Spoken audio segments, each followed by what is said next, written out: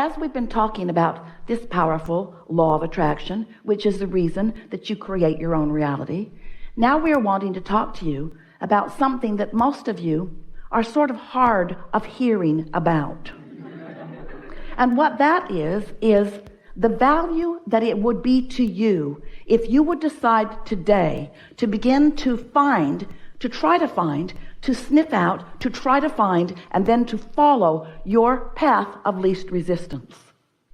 But before you can understand what your path of least resistance is, you got to understand how strong the current is that's calling you to your abundance, to your wellness, to your clarity, to your knowing, to your love. So when you find someone who is really a rascal, and we know you've looked hard for them and you've found quite a few of them, and you've labeled them, you know where they are, and no matter how far back in your past they live, you can go find them anytime you choose. And there are plenty of others who will talk with you about them if you get them engaged, because they've got some just like them and they will vent with you. So as you give your attention to something like that and you feel the discord of it, early on, right away, you feel the discomfort of it. You can feel whether you're clear or confused. You can feel whether you feel good or whether you don't. You can, whether you admit it or not, you can feel the difference between words of appreciation and words of condemnation. You can feel the difference. And the reason that we know that so clearly is because we know the source within you and how the source within you feels.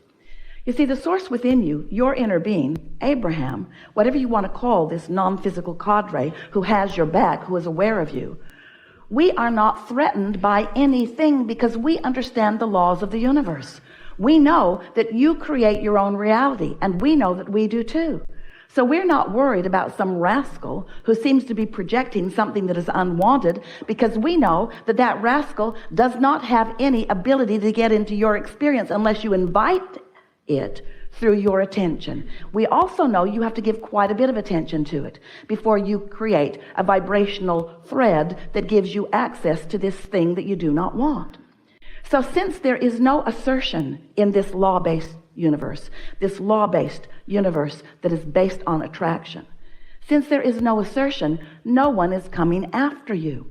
Sometimes it feels like they did, and sometimes it feels like they got you because you weren't paying attention to what you were doing, and so you were offering a vibration that you didn't realize you were offering. And so when it manifested, you say it came out of the blue, and we say no, it didn't. It came out of the oblivious.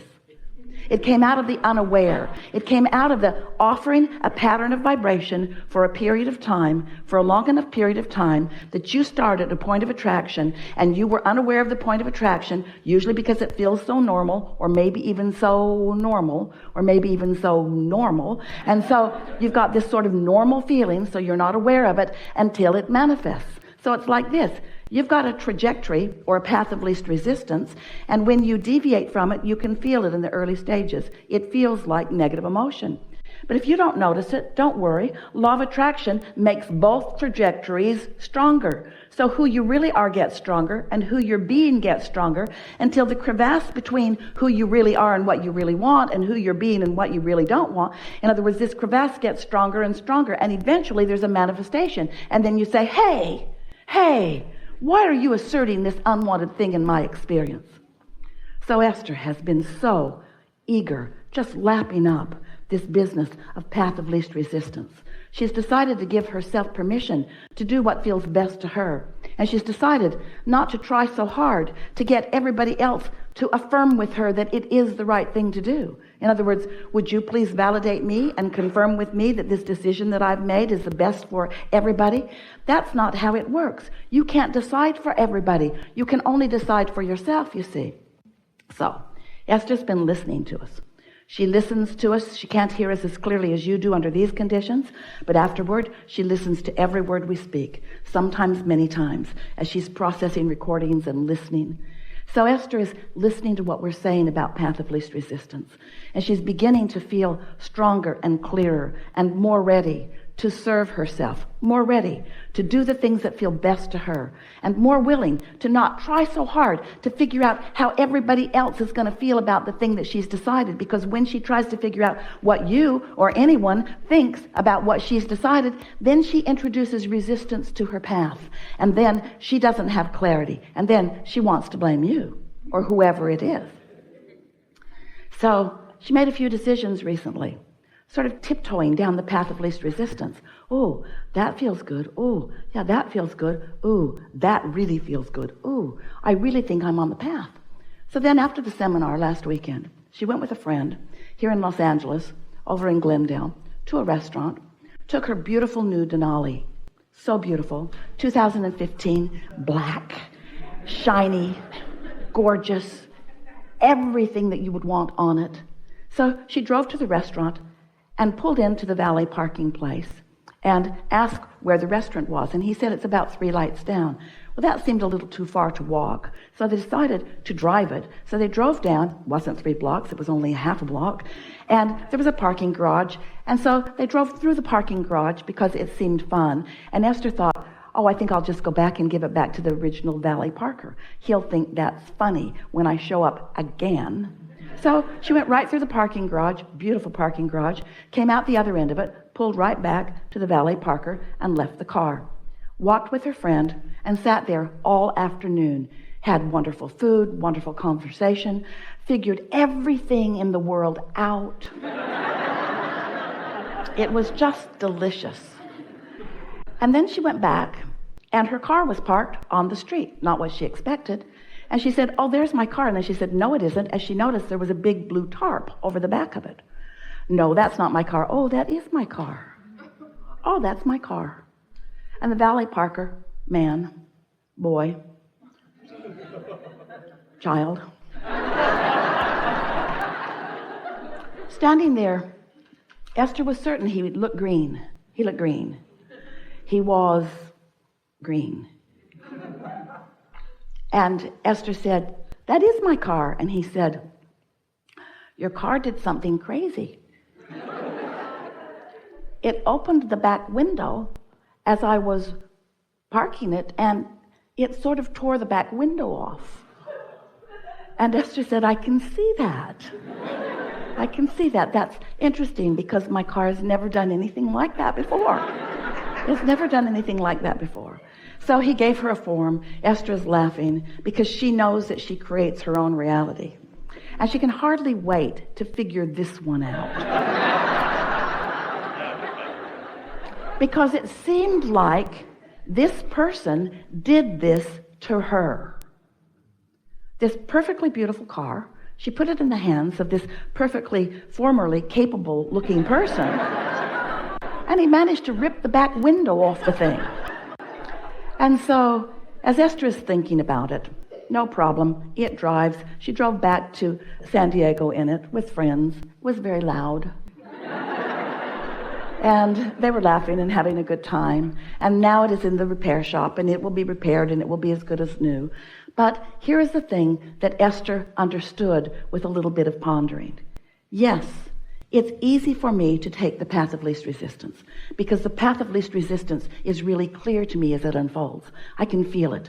And we're going to show you how to feel it too as we're moving forward here today. I can feel it. But then there's a tendency. Once you've taken what you know for sure at the time you took it was the path of least resistance, that you begin to collect other information from others who are not approving of the path of least resistance that you took.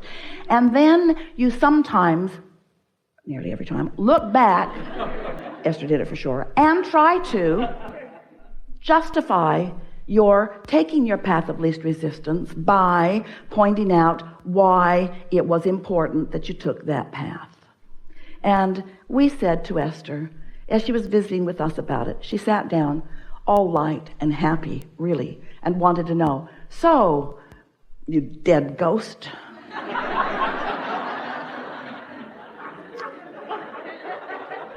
what do you have to say about this? And we said, we think it is wonderful that you are taking the path of least resistance. And we love how good you feel when you are doing it. And if we were standing in your physical shoes, we would spend no time looking back in any sort of justification of anything that you've decided, because that'll get your back window blown out.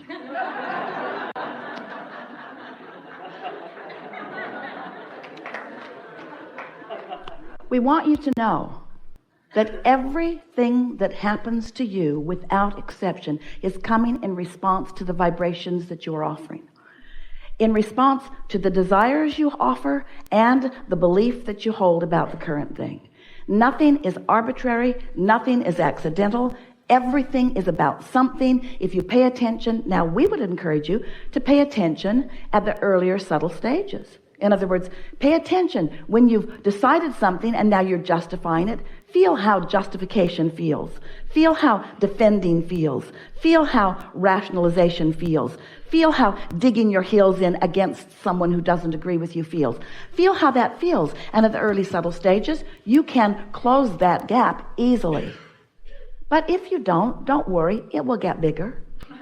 It will get bigger, it will get bigger, it will get bigger, it will get bigger, it will get bigger, until it's big enough that you understand that you have a vibrational variance, because things are always working out for you, aren't they? Aren't things always working out for you?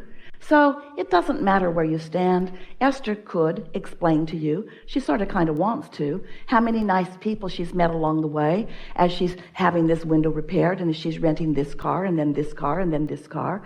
In other words, nothing has gone wrong. Everything is just fine. But really, if she would really tell you how it really is, she would have preferred that her back window had stayed intact. She really would have preferred that. That really would have been the path of least resistance. Now, is it the end of the world that it didn't? Certainly not. Can she go back and undo that? Certainly not. Can she live before that happened and start again? Certainly not. Can she stand right where she's standing and choose the next path of least resistance? Yes, she can. So the first step of it, as she's standing there looking at her car, was to look at this man who was so frightened and say to him, it's okay. It's okay. Stuff happens. Stuff happens. Stuff happens. And then she said, I take responsibility for the stuff that happens to me and mine. And he looked at her like, you are the weirdest person that I've ever met in my entire life. Esther is fairly certain that somehow, and when he was trying to lock it or unlock it, he managed to push the button that opened the window and didn't know it until he heard the loud crash. In other words, it's sort of logical about what happened in terms of when it was way down the road. She tried to miss that guy. She drove past him completely, drove right through the parking garage. In other words, the path of least resistance was unfolding to her. But she had something stuck in her vibrational craw that she needed to figure out. And this sweet man helped her figure it out. Helped her figure it out. There is always a cooperative component that will help you figure it out. There are cooperative components everywhere. You've got to accept them as cooperative components. They're not bastards. They're not renegades. They're not monsters. They're not trying to make your life harder. They're just doing what they do in relationship to the vibrational frequency that you've got going. And if you've got split energy about something, you're not very powerful. But if you will take the time to line up with who you are, if you will follow your path of least resistance, if you will take to heart what that really means, if you will care about how you feel, and you will catch your vibrational frequencies in the early subtle stages, then you don't have to have manifestations that are unpleasant. But what the heck? How bad really can physical manifestations be? Some of them take you out, you croak. You say, oh, what a bad physical manifestation that was. We say, not really, not really. You just moved into a place of absolute non-resistance where you have clear view of everything. In other words, nothing ever really goes wrong. But there is a question about how much discomfort you are willing to put up with for yourself. And the answer to that really lies in how willing are you to follow your path and not work so hard at trying to make everybody else's path the right path for them.